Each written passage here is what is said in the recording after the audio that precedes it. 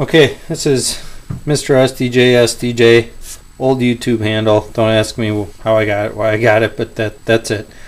I know it's not pronounceable. Okay, I was tagged by Campfiretalk. 5 things every prepper should have or needs. This is my approach. I am looking at emergency preparedness, ice storm, flooding, tornado, winds, snowstorm, blizzard. Those are the conditions that I could face in my area. I am going to focus this on just things that people may not think about. It is not going to be the 5 essentials. It's just some things to think about from my view that you should have a plan for and an approach for. So quickly go through them. I think everybody should have some kind of headlamp. This is a black diamond icon light. They're about $60. It has 4 LEDs and 1 spotlight. Lasts 160 hours on the lowest setting. The lowest setting is enough to read by and do camp chores by and little stuff. The spotlight is huge, up to 100 meters. So you get yourself a 20 pack or 24 pack of AA batteries. It takes 3 of them.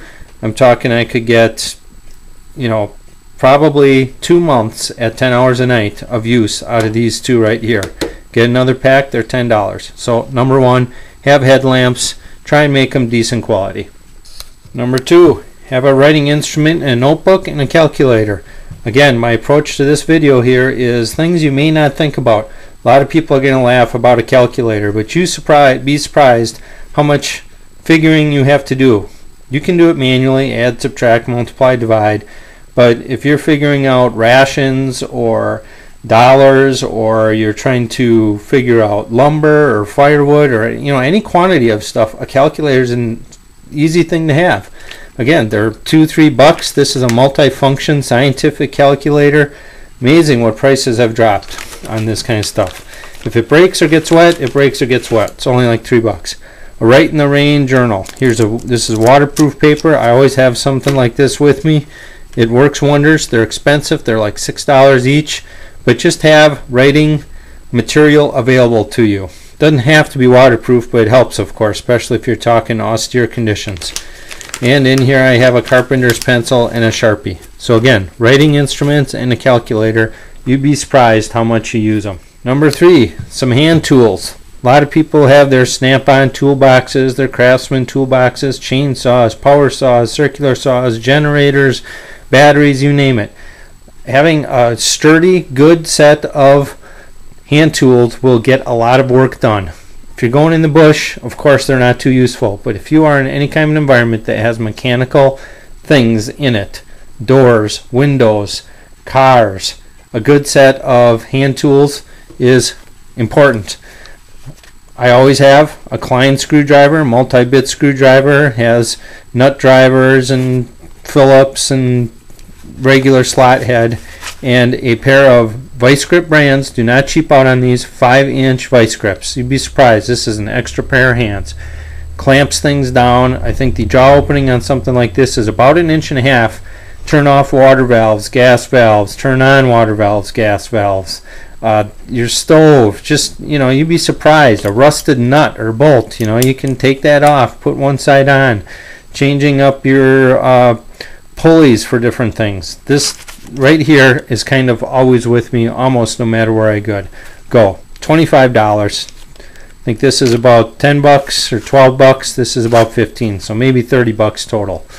Going up a step, if you want to carry a little heavier stuff, have a tape measure. This is a cheapo tape measure. If you're putting a plywood on your windows, or again figuring anything out, going back with my last item, the calculator and the notepad, you want a tape measure.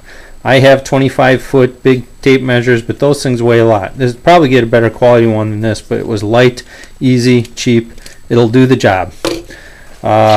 This is a full steel, full tang, so to speak, putty knife, scraping. You'd be amazed how many times I use something like that. 8-pound magnet, telescoping magnet. Lots of uses there. Precision screwdriver back here. Glasses, watches, whatever, you name it. You'd be surprised how many times you have to take out small little screws. Little pry bar here, 7-inch Wonder Bar. A decent pair of scissors. I have a set of Klein scissors. Again, these are about $15. Electrician scissors. Klein, Klein Tools. Great stuff. Totally professional grade. These things will cut wire, strip wire, you'd be amazed. Some guys prefer EMT shears. They can supposedly cut a penny in half. I've never tried them, but you know, nice good quality pair of EMT shears. A cold chisel. This will, you know, take out bolts and nuts and whatever with a good whack of a hammer. Here some people are going to laugh. I carry a little hammer like this. I mean, this isn't going to put up a house. I have 60-inch framing hammers and sledgehammers, but you'd be surprised how you can pound in a nail or pry something out with something like this. Does not have a lot of leverage. And a little spring punch. Break glass and create little divot marks or whatever, but again, something that I carry with me if I'm going to have a little bigger kit. Lots of possibilities. Okay, to keep your tools lubricated and prevent them from rusting when you're working out in the wet weather, I use Vaseline for all kinds of things. So I have a little thing of Vaseline. I don't carry this with me, but I have it available. You know, can use for fire starting. It's, you know, you can use it on your lips for chapped lips, dry hands. I have a couple of these available. And then just some lightweight REM oil here. This is, you know, these are just available at any Walmart, or there's WD-40 aerosol cans. I kind of really stay away from them because if they sit for a long time, the aerosol doesn't work. So I like liquid stuff. A little spray bottle would be nice of WD-40 or whatever, but again, some Vaseline and some REM oil, something I just keep available to myself. Okay, we're getting a little crazier here, but I said purpose of this is think outside the box. Think of some things you may not have thought of.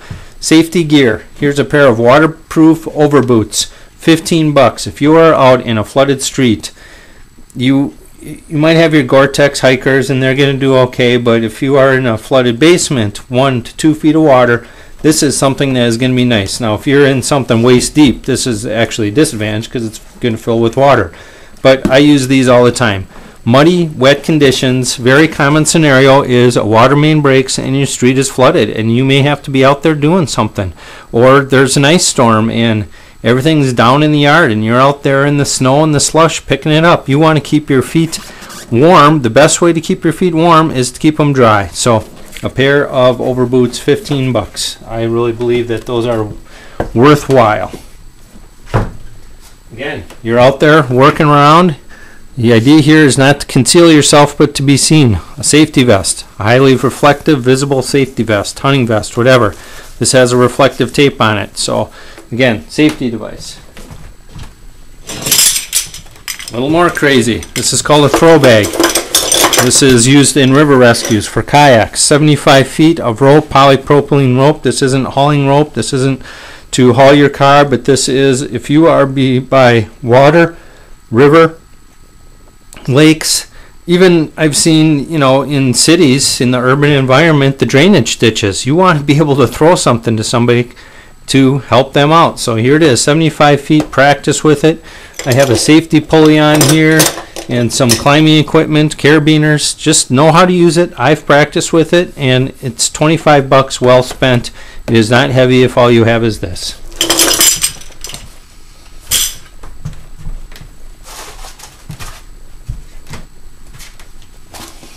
Knee pads and leather gloves. Can't tell you how many times I need that. Again, my hands are very soft, very office worker hands. I'm kneeling down, knee pads and leather gloves. All right, now we're going one level above. Hearing protection, very handy. A lot of people have safety glasses, but they don't take the time to protect their ears. So here's just a cheap set of ear protection. Even at night, if you want to get some rest, be surprised if you put in some earplugs how good it is. But if you're running chainsaws and, you know, anywhere in that kind of environment, have some earplugs. Some kind of a safety helmet. Again, if you're out in hazardous conditions, this happens to be a climbing helmet, but a lot of people just use the hard hats, 10 bucks at the Home Depot store. I also have a pair of fingerless gloves in here. So some kind of something to protect the noggin. And lastly, I have a come along. Again, $15. A lot of people, this is made in China, even says made in China there. A lot of people criticize something this cheap, but it'll get the job done. If you have to move a log, move a down tree, and you have a stationary object, that'll get the job done. One of the things I've read a lot on the internet, again, these are 15 bucks at Harbor Freight. Put some Loctite on these nuts because they do tend to work themselves loose, and then the whole thing is kind of useless if you're fishing around for a nut and a bolt. But it does work. Just something to think about. Think outside the box. What safety equipment could I use in an emergency situation? All right, number 5 here. Something I do not hear talked about enough, and maybe that's because in rural areas it's not really a problem. But you need to think about human sanitation. A lot of people talk about the importance of food, water, shelter, heat. Those are all important. Again, my list is not a priority, but one thing that I would like to see discussed more is how to handle human sanitation in a urban suburban environment. If you are on a city sewer system, there is a good possibility that you are not going to be able to take your gray water or non-potable water and just put it in your toilet and flush it. It's a good chance that the city sewer system is going to be backed up and you have kinds of problems. You may have to transport yourself to another area where it's unknown what the human sanitation situation is. So here is my very poor effort, non-expert opinion on how to handle this. 5-gallon bucket with a screwable lid. In here, toilet paper. Need a couple rolls of that. Plastic bags. These are just one-use plastic bags that line the 5-gallon bucket, and you'd use them one time and tie them up. When you have a collection of those, put them in some heavy-duty contractor bag and figure out how you're going to dispose of them. I'm not even going to give you a suggestion on how to dispose of something like that. It's a hazard. It cannot be dug in your backyard, cannot be put down the storm drains. I mean, that stuff is illegal and it impacts other people, but you need to have a plan to do something with it. You cannot burn it off with diesel fuel like they do in the Army. But I'm telling you, if you have food and water, you're going to need some way to dispose of that waste and have some kind of a plan. Making yellow snow out in your yard is not going to work for very long. Your neighbors are going to be looking at you strange, and you're going to be smelling strange. Again, e-tool.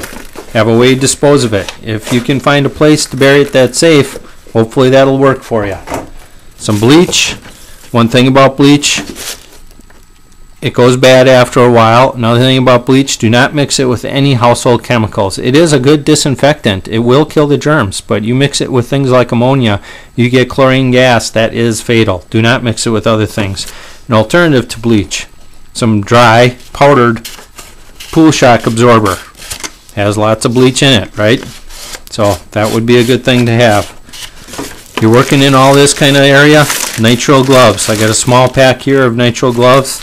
Probably need a bigger pack, but have something because you're working with human waste. And again, just my little very poor man's way of handling the wastes in soaking up the liquids. Sawdust. People use kitty litter, oil Zorb. Those are heavy and expensive. I have lots of sawdust available. I just use sawdust to help with the liquid part of it. Just my thoughts. Think about it. What are you going to do about human sanitation? You're going to use a composting toilet. You're going to use biogel. What are you going to do with it? All right, these are my thoughts. Thanks for watching.